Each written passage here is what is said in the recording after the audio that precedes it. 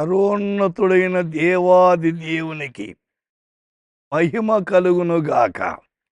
ప్రియులారా, మీరందరూ మీ స్నేహితులను, ఇరుగు పొరుగు వారిని దేవుని సన్నిధికి మీరు నడిపించండి. వాక్యం దానికి ప్రేరేపించండి.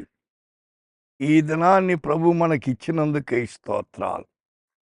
118వ కీర్తనలో 9వ వచనాన్ని మనం ధ్యానిస్తాం.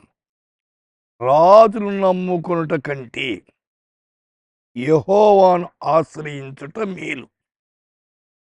It is better to trust in the Lord than to put confidence in princess.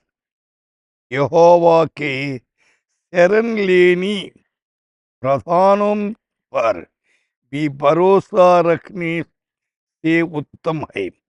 గమనించండి, ఈ రోజుల్లో చాలామంది రాజుల మీద, అధికారుల మీద నమ్ముకుంటారు. వాళ్ళు మోసాలు చేస్తారండి.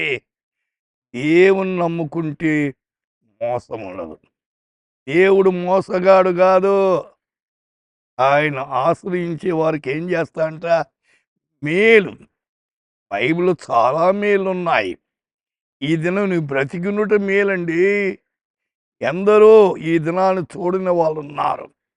దినం వెంబడి దినం, వారం వెంబడి వారం, మాసం వెంబడి మాసం దేవుడు మనల్ని కాచి కాపాడుతూ ఉన్నాడు.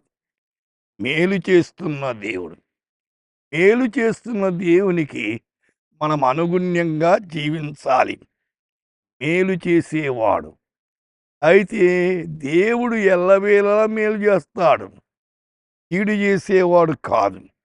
కీడు చేస్తే గద్దిస్తాడు సరి చేసుకునేదానికి.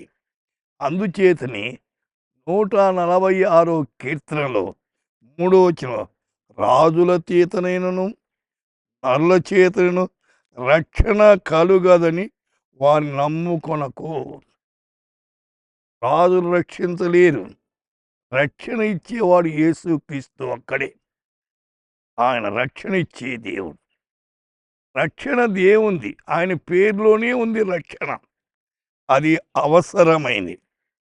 అందుచేతనే యెషయా గ్రంథంలో కూడా 2వ అధ్యాయంలో 22వ వచనం, తన నాసికరంధ్రములో ప్రాణము కలిగిన నరుని లక్ష్యపెట్టకుమా అంటాడు. మానవుణ్ణి లక్ష్యపెట్టద్దు. ప్రేమించు, గౌరవించు. మానవులు కాదు మనం.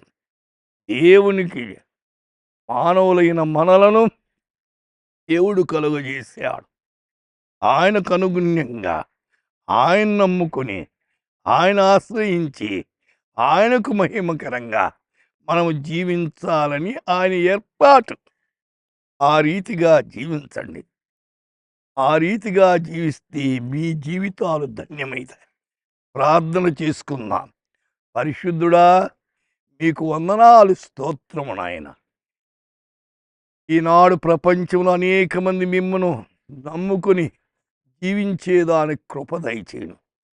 నీ ఆశ్రయము వారికి దయచేయమని, నీ హస్తాల కింద భద్రపరచమని, ప్రతి ఆటంకాన్ని తొలగించమని యేసు నామమున ప్రార్థిస్తున్నాము తండ్రి. ఆమేన్.